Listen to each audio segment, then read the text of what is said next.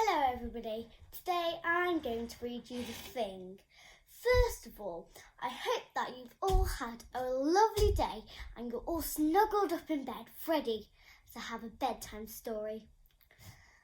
This story is of a child who had everything but still wanted more. Just one thing. Now this book is called Thing. It's by David Williams, and there's hundreds of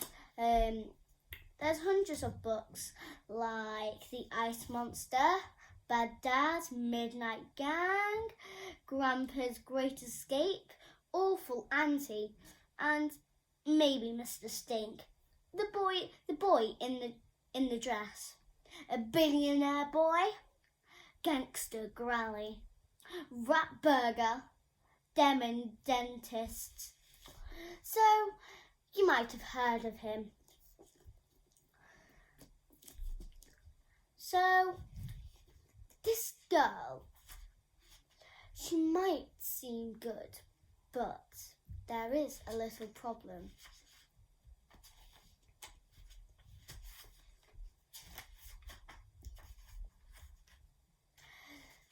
First of all, I want you to say hello to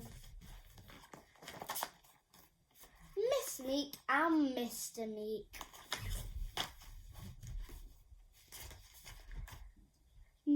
And then we have Myrtle Meek and a Thing.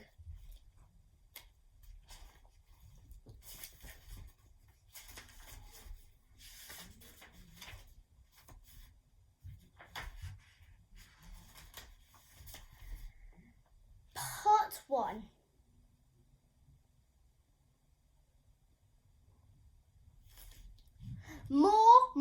More. Chapter 1. Howling. The years passed. Mr. and Mrs. Meeks secretly hoped that their daughter was just going through a phase. But this phase was not one she ever grew out of. In fact, Myrtle's behaviour became the worst and worse, or worser, which is a real word. Just check it. The Williams Dictionary.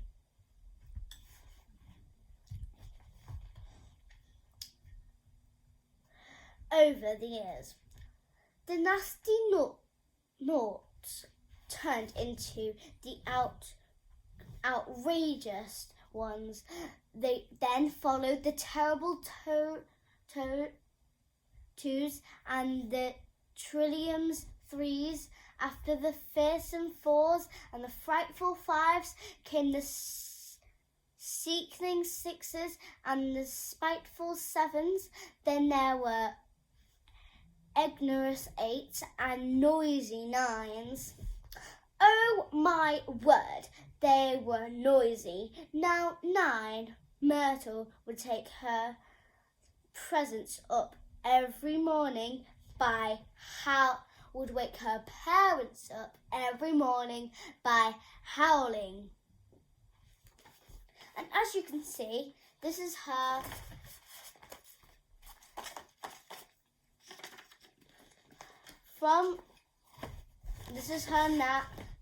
now, and then this is when she was a baby, and then she's going all the way up, and now she's up to there.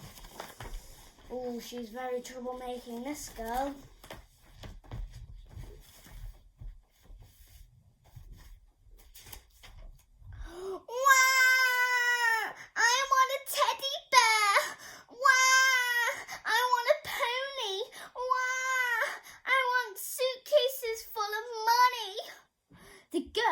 Would make such a din that the little Meek family house would actually shake, rattle, rattle. Books would fly off shelves.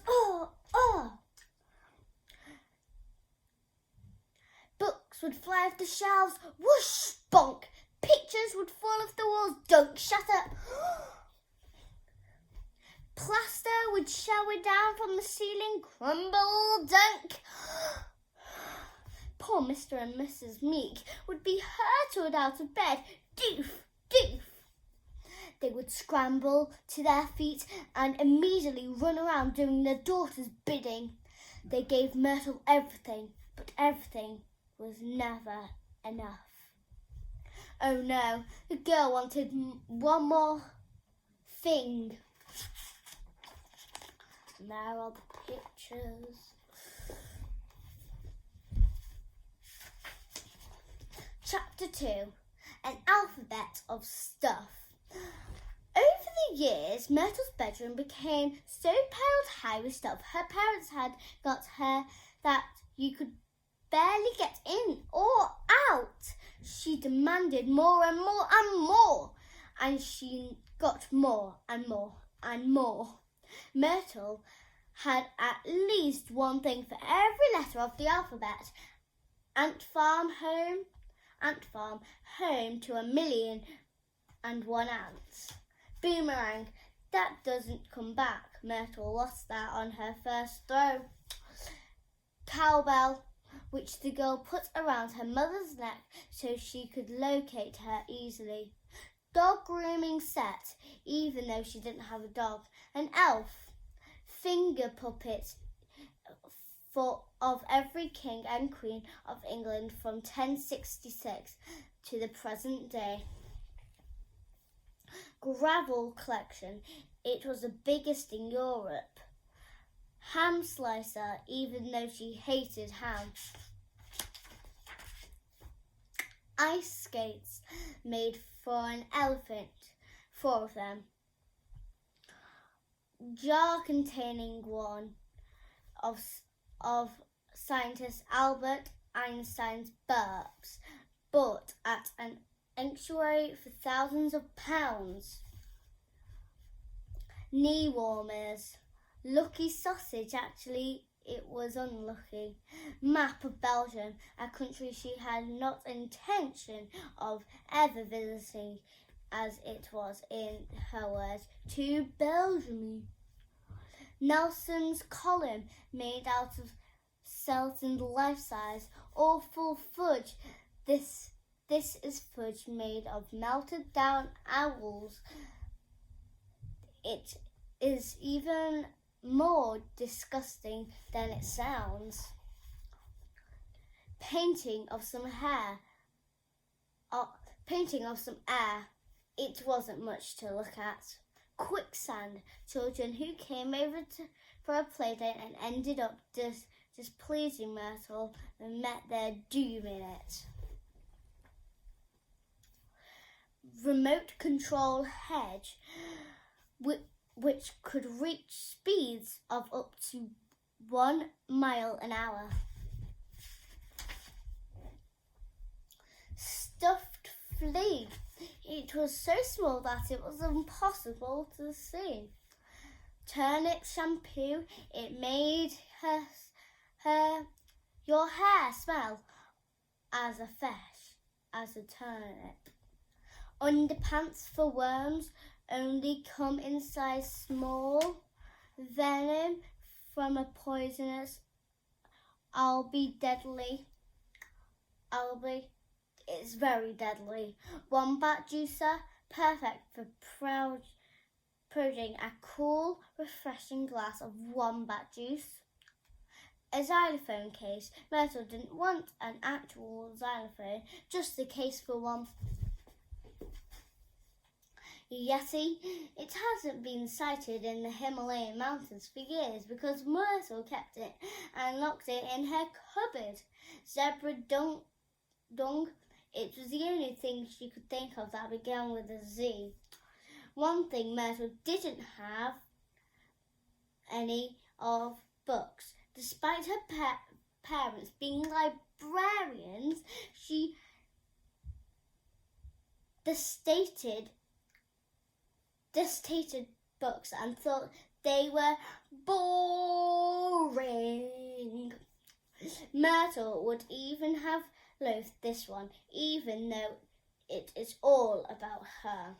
The girl had all of this stuff, a universe of junk, but still she wanted something more. The funny thing was that she didn't know what. I'm trying to think now. What would that thing be? Chapter 3. Furry. Can you guess what Myrtle demanded for her 10th birthday in the incredibly unlike event that you guessed? A pair of exploding socks. A life slide flew away your bath toy when it went in the bath. All the water spilled out. A balloon model of the Taj Mahal, a pencil and sharpener, and a robot pea. Then congratulations, you were correct and win 1 podium. Just write to me to claim your prize of £1.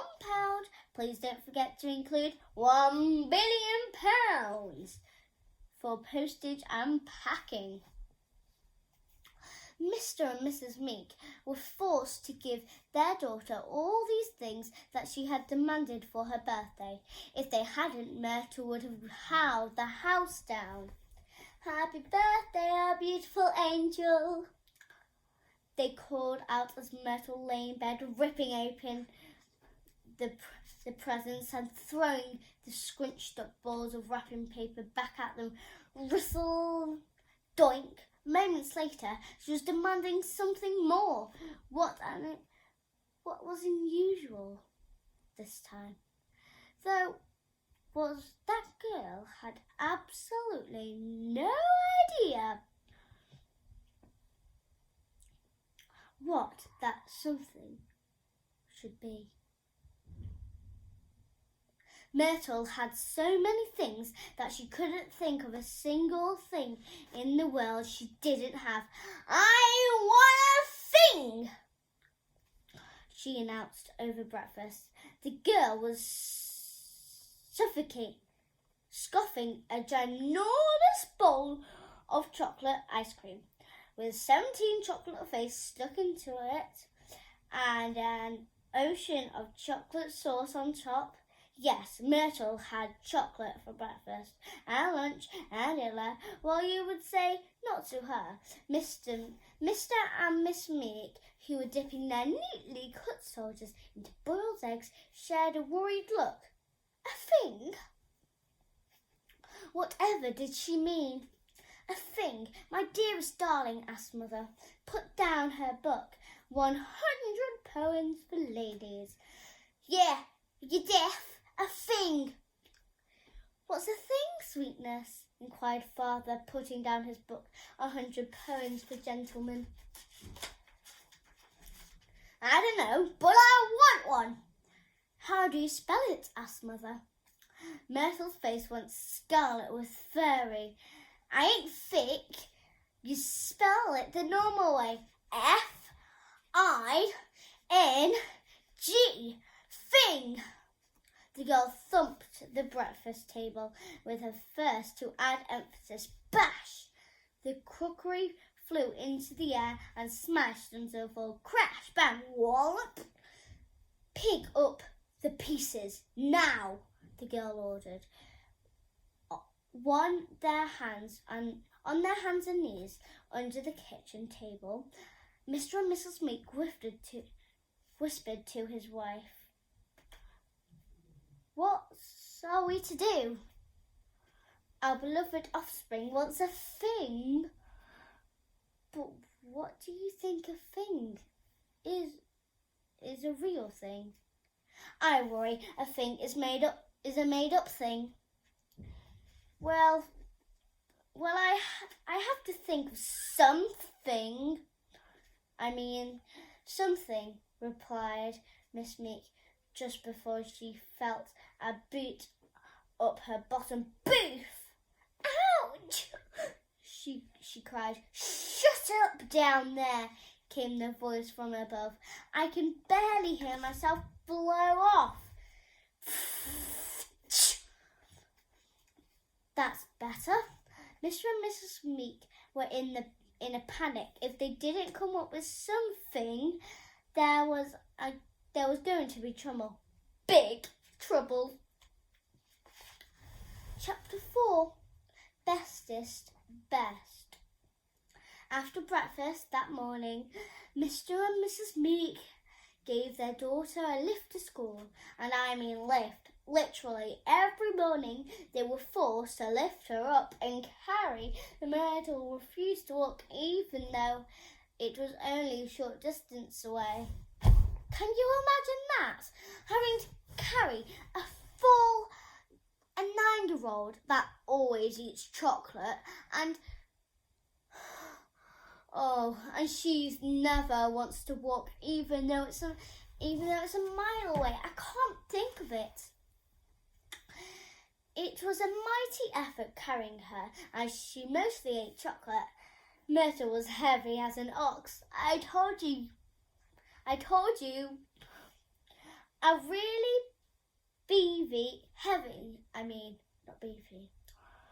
ox at that. One that might win a rosette for heaviness. Quite funny, hey? Put me down! Myrtle ordered as her poor parents made their final stagger to the school gates once they'd carefully lowered her to the ground. Father passed his daughter her ingenious-sized lunchbox. It was so big and heavy, it was on wheels. Have a lovely day at school, my sweetness of hearts, he said. Don't forget, by the time I get home from school, I want a thing. She bowed before waddling off into the playground, knocking several smaller children to the ground as she did so. Oof, oof, oof. Small children knocking them to the ground. Ooh, that must hurt for them. But I'm still really angry with Myrtle. My angel of heaven, we promise we will do our absolute beastest best, called out Mother brightly.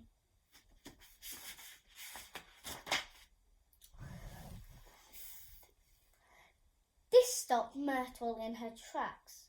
Slowly she turned round and reached into her lunchbox. Bestest best isn't good enough, she hollowed.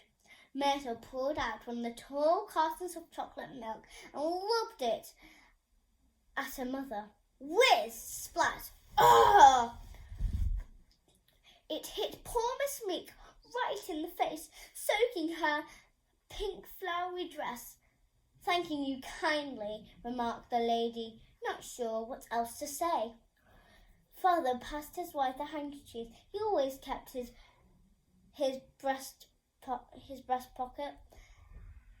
There we are, Mother. Miss Meek dabbed.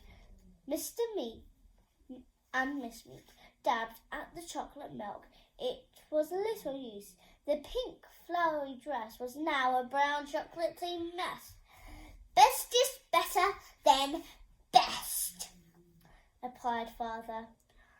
Once again, Myrtle reached into her lunchbox. Oh dear, muttered Father, closing his eyes. He was sure something was about to be lobbed in his direction. He was right. Zoom! Splat! It was all over Mr. Meek. And I know it may be not pink, but look. This is Miss Meek before she got splurted with chocolate. And now look at her. Oh, poor her. Can you imagine that? Being lobbed at and having to do that and having to do everything that Myrtle said. I know. Stuff. A bucket of chocolate mousse hit him bang on the top of his head. Thanking you muchly, he said like his wife, not knowing what else to say without a word. Mother passed the handkerchief back to her husband and attempted to demousse himself. Unfortunately, this sort of thing happened every morning to poor Mr. and Mrs. Meek needed, Father still had a piece of double chocolate cake in his ear from last week's packed lunch volley, which he had been saving for his lunch. Don't you worry your pretty little head, called out Father Lion. There was nothing pretty or little about Myrtle's head. We will have that thing for you as soon as you are home from school. You better, replied Myrtle, or else. Neither Mr. Meek nor Miss Meek knew what else, but whatever it was, it sounded nasty. Dring! The school bell rang. As soon as Myrtle began lumbering off towards her classroom, Father looked at his wife's hands. "Oh, you are very forward, Miss Meek," she remarked. "I know the perfect place to start looking for a thing," said the librarian. "Where?" "The library, of course." Giant poops. Mr. and Mrs. Meek bolted down the street. They were quite a sight, both covered as they were in chocolate brown gunge. The pair looked like two giant poops making a gasp for freedom. Whoosh! As soon as they reached the doors to the library, they slowly to a stall. Pitter patter. This here is the library, and this here is the library vaults.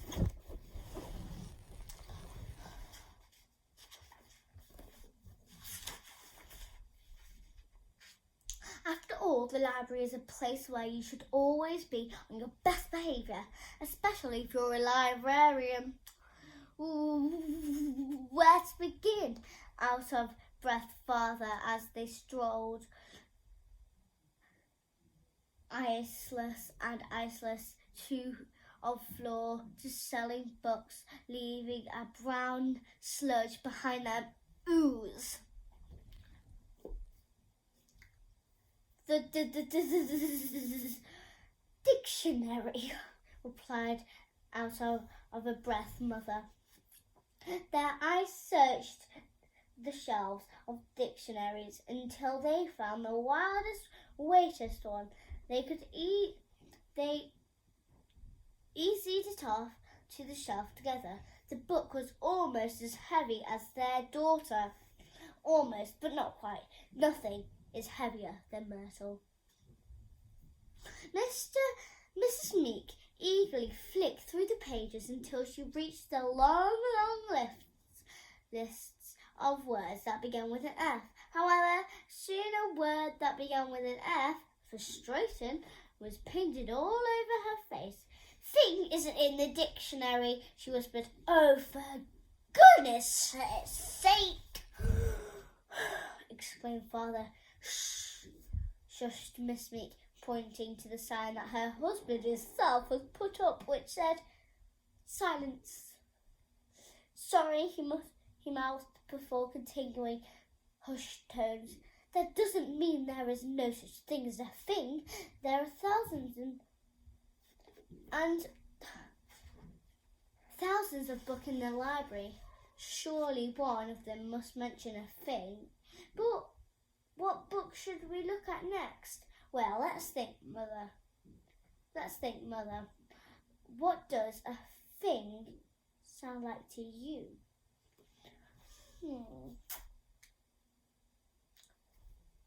"I don't know, but I'm sure you'll come up with a big idea."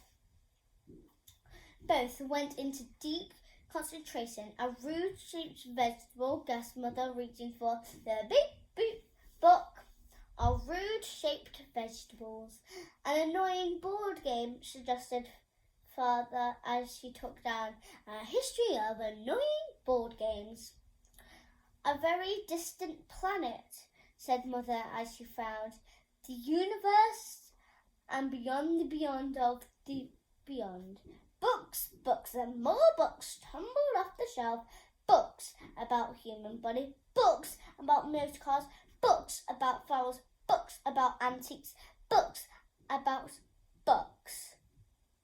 Couldn't a thing be that thing that's just left in your plug hole after a bath, suggested Father. An unidentified item of clothing you find in the tumble dryer, guessed Mother. Guesses were volleyed back and forth like tennis balls. Something sticky you'll find up your nose that isn't a bogey. Mysterious stain, a gangly bit of a jellyfish, a prize from a Christmas cracker that you never actually worked out what it is.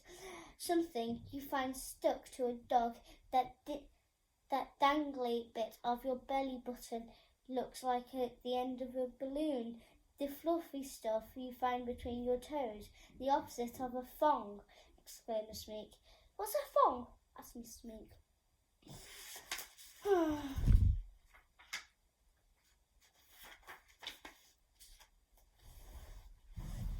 I don't know, replied downcast.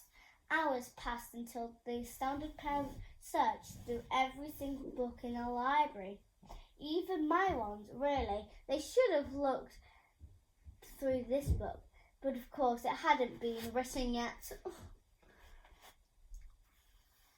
Just as they were about to admit defeat and brace themselves for the warmth of the danger of Miss Meek had thought, there is one last place we haven't looked, she said. Where? He asked eagerly. The ancient vaults of the library. That's where all the old books are kept. We might find a clue down there. Mr. Meek gulped.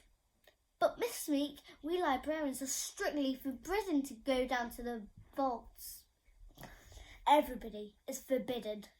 Nobody has been down there for hundreds of years. Chapter 6. Stop. 2 Elves. I really hope you've loved this storybook, and I'll be reading it to you soon, and I hope you had a nice time. Please subscribe and put a comment. Thanks, bye.